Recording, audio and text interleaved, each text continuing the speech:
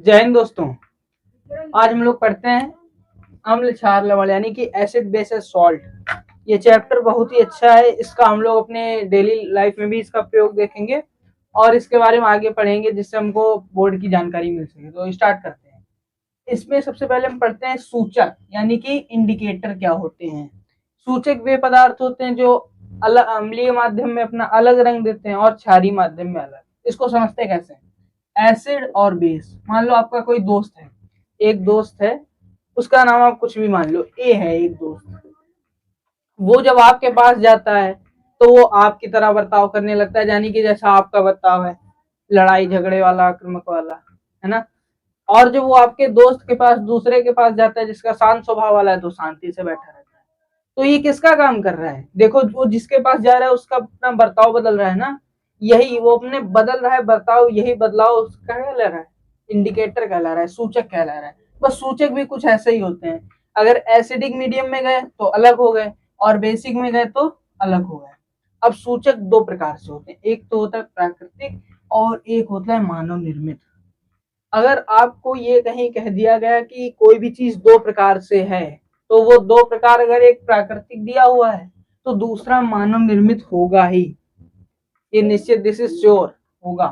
तो इसमें मानव प्राकृतिक सूचक में देखो कौन से हैं। एक पत्ता गोभी हो गया, वही वाली जो पत्ता गोभी खाते हैं डाल डालकर, लेकिन उसके लाल पत्ते चाहिए हमको, रेड वाले, ठीक। दूसरा हो गया लिटमस, तीसरा हो गया हाइड्रेंजिया। ये लिटमस तो कॉमन है, इसको सब लोग यूज में लाते हैं, लेकिन हाइड्रेंजिया और जैसे एक हो गई हल्दी, टर्मरिक। टर्मरिक भी हमारी क्या है? प्राकृतिक सूचक है, नेचुरल इंडिकेटर है। क्यों है? हमको प्रकृति से मिलती है और वो भी हमको क्या कहलाती है? रंग पहचानने में मदद करती है। कैसे? सब्जी हल्दी लग गई और साबुन से रगड़ा, ऐसा ब्राउनिश रेड हो गया, ब्राउनिश रेड हो गया। अब ये रंग बदल लिया ना अपना, तो हल्दी क्या हो गई? एक सूचक हो गई, एक इंडिकेटर हो गई। तो हम लोग अब देखते हैं मानव निर्मित सूचक कौन से हैं। मानव निर्मित ओनली टू सूचक हैं, एक तो मेथिल ऑरेंज और फिनोप्थिलीन। अगर हम इसमें यूनिवर्सल इंडिकेटर को भी जोड़ दें, यूनिवर्सल इंडिकेटर कौन से होंगे? एक ब्रोमेथेन, फिनोप्थिलीन, मेथिल ऑरेंज, ये वाले सब एक को मिला दें, आपस में इसका मिश्रण तैयार कर दें, तो वो हो जाएगा यूनिवर्सल इंडिकेटर। समझ गया ना। तो इसमें मेथिल ऑरेंज क्या होता है? ये मानव निर्मित होता है और इसके बारे में हम लोग जानते हैं, जब ये एसिड मीडियम में जाता है, किस मीडियम में? एसिड वाले में, तो ये पहुंच जाता है ऑरेंज में, ऑरेंज हो जाता है। जब बेसिक में जाता है तो कैसा हो जाता है? येलो हो जाता है। इसको आप एक तरीके से ध्यान रखो, और मेथिल ऑरेंज बराबर acid, methyl orange acid, phenolphthalein base यानी कि क्षार, मेथिल ऑरेंज अम्ल, फिनोप्थिलीन क्षार। इसको कैसे हम लोग देखेंगे? मेथिल ऑरेंज जब एसिड में जाएगा तो वो कौन सा रंग देगा? ऑरेंज। और जब बेस में जाएगा तब, जब बेस में जाएगा तब कैसा देगा?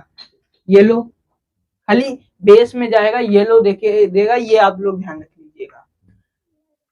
तो ये मेथिल ऑरेंज किसमें, जब एसिड में जाएगा तब ऐसा कलर देगा, अब जब बेस में जाएगा तब येलो देगा। और हम फिनोप्थिलीन समझते हैं, फिनोप्थिलीन जब बेस में जाएगा तो वो कैसा कलर देगा? ऑरेंज कलर देगा, ऑरेंज। और जब एसिड में जाएगा तो कुछ नहीं देगा। यानी कि मान लो एक ऐसा है, मेथिल ऑरेंज एसिड में देगा ऑरेंज, मेथिल ऑरेंज एसिड में कैसा देगा? ऑरेंज। फिनोप्थिलीन बेस में देगा ऑरेंज। मेथिल ऑरेंज एसिड के लिए, फिनोप्थिलीन बेस के लिए, दोनों ऑरेंज देंगे। अगर हम मेथिल ऑरेंज को बेस में डालें तो वो येलो देगा, और फिनोप्थिलीन को अगर हम लोग किस में डालें? एसिड में, तो वो कुछ भी नहीं देगा। ये दोनों एक दूसरे के उल्टे हैं।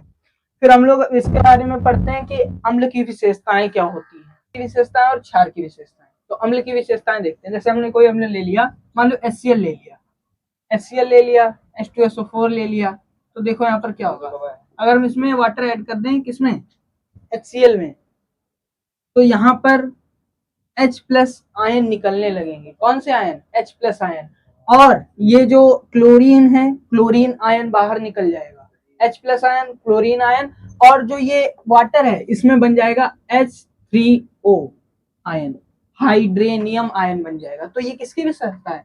अम्ल की। ये अम्ल के साथ ही होगा, not in base and bases. अभी बेस और बेसिस में डिफरेंस समझते हैं। तो ये हो गया। और नीला लिटमस को ये क्या कर देगा, लाल कर देगा। जैसे नीला लिटमस पेपर लिया तो उसको लाल कर देगा। मैथिल ऑरेंज को ये क्या कर देगा, ऑरेंज कर देगा। मैथिल ऑरेंज में कलर इसका कैसा हो जाएगा, ऑरेंज हो जाएगा। विद्युत प्रवाह यानी कि एसिड में अगर हम लोग इलेक्ट्रिसिटी कंडक्ट करें तो वो बहती चली जाएगी, है ना। तो हम लोग अब देखते हैं कि क्षार की विशेषताएं क्या है। एसिड की विशेषताएं हो गई, क्षार की देखते हैं। तो क्षार आपको दो जगह मिलता है, एक तो क्षार होता है, एक होता है क्षारक। तो इन दोनों में बहुत बड़ा डिफरेंस है, किसमें, क्षार में और क्षारक में। देखो क्षार क्या होते हैं, क्षार भी होते हैं जो वाटर में कंप्लीट सॉल्युबल हो जाएं, यानी कि सोल्यूशन बना ले। एग्जांपल KOH, NaOH, CaOH2, ये क्या है, ये बेस है। और जो क्षारक होते हैं ये सॉल्युबल कंप्लीट नहीं होते, मतलब कुछ आंशिक रूप से हो जाते हैं, पार्शियली। तो इनमें कौन कौन से हैं, कोई भी ले लो। Al2OH3, ये हो गया। BaOH2, ये हो गया। जिंक हाइड्रोक्साइड, पोटेशियम, सोडियम, और जो S1 के हैं यानी कि लिकबा सरकाना वाले, लिकबा सरकाना, मग, अलमंजन कर, लिकबा, इतने जो आएंगे यहां तक कर, ये वाले कैसे हो जाएंगे, स्ट्रॉन्ग में, रिएक्टिविटी सीरीज में। पीरियोडिक टेबल में हेलिनाकर वाले, HLI, ये वाले कैसे हो जाएंगे, स्ट्रॉन्ग हो जाएंगे, स्ट्रॉन्ग बेस हो जाएंगे अगर इनका हाइड्रोक्साइड बना ले। तो ये हो गए। तो क्षार कैसे होते हैं, स्वाद में कसैले होते हैं और लाल लिटमस को नीला कर देते हैं। क्षार का प्रयोग हम लोग कहाँ पर करते हैं, देखो बारात में गए घूमने, खूब अच्छा अच्छा दिखा, अंदर चढ़ाया, फिर सुबह हुई, आज तबीयत खराब है, आज स्कूल नहीं जाएंगे। काहे, पेट में उबाल मार रहा है। उबाल क्यों मार रहा है, क्योंकि हमने ज्यादा खा लिया। उसके लिए पापा ने कहा भैया से जाओ, भैया को क्या दिया कर, MgOH2 का घोल, जिसको हम लोग किसको जानते हैं, इनो के रूप में जानते हैं। मिल्क ऑफ मैग्नीशिया दिया, इसकी पीएच वैल्यू कितनी होती है, पीएच वैल्यू 10 होती है इसकी, यानी कि इतना स्ट्रांग नहीं है कि हमारे पेट को क्षति पहुंचाएगा। तो इसको दे दिया तो आराम मिल गया। और ये क्यों आराम मिला, अभी पढ़ते हैं कि न्यूट्रलाइजेशन रिएक्शन में इससे आराम मिलता है। तो हम लोगों ने ये क्षार और अम्ल की ऐसी विशेषताएं देख ली जो हम लोगों को बाहर बाहर से दिखती हैं। अब उनके अंदर से विशेषताएं क्या है, ये तो फिजिकली थी, हम लोग केमिकली उनकी विशेषताएं समझ लें क्या होती हैं। तो केमिकली विशेषता हम लोग पढ़ते हैं, इससे पढ़ने से पहले हम लोग ये जान लेते हैं कि अम्ल होते कितने प्रकार के हैं। एक कार्बनिक, दूसरा अकार्बनिक, ये दो होते हैं। कार्बनिक अकार्बनिक कैसे, HCOH, HCH3, H2CO3, HCl, HNO, H2CO, ये केमिकली होते हैं। अब इनकी विशेषताएं कैसे होती है, देखो इसको हम लोग खनिज कहते हैं, खनिज अम्ल। कौन से अम्ल, खनिज अम्ल। खनिज अम्ल एक ऐसे अम्ल होते हैं बहुत ही संचारक, मतलब ऐसे डाला त्वचा जल जाती है, ऐसे डाला जल गई। और इन पर नहीं जलती है, देखो खटाई लगाते हो जलती है, तो कभी कभी नहीं जलती। वो भी खटाई कब लगाते हैं, बर्रैया काट लेती है और उससे आराम मिल जाता है। क्यों, ये भी देखते हैं हम लोग। CH3COH, खटाई वाला अम्ल जो सिरके में पाया जाता है। H2CO3, कार्बोनिक एसिड से पेड़ पौधे होते हैं उनमें मिलता है ये वाला। अम्ल के हम लोग गुणधर्म देखते हैं क्या होते हैं, देखो अगर अम्ल धातु के साथ क्रिया करते हैं, किसके साथ, धातु के साथ, तो क्या निकालते हैं, हाइड्रोजन गैस निकालते हैं।